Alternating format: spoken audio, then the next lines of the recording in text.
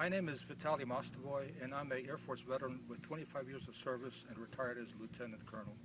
My last job in the Air Force was an inspection team chief with the On-Site Inspection Agency, where my job was to lead teams of U.S. weapons inspectors into the Soviet Union to monitor the elimination of Soviet short and medium-range missiles under the INF Treaty.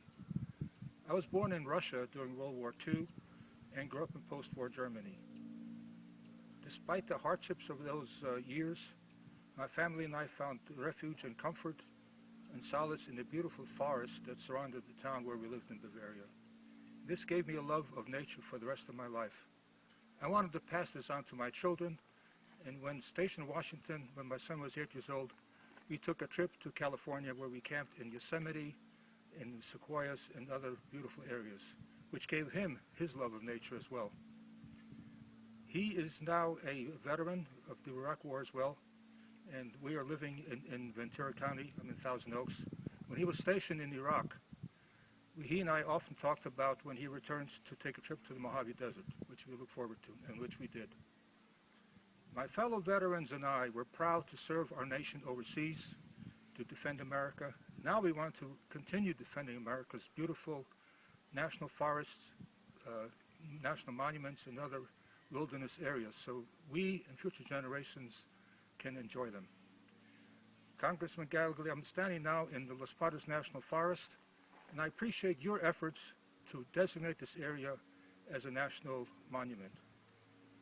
I live in Thousand Oaks, not far from the Reagan Library, and Ronald Reagan, when he was governor of California, was a great supporter of the environment. He said that we must wage an all-out war against the debauchery of our environment, that the age of bulldozing must come to an end now. As governor, he set aside over 145,000 acres of land for California state parks.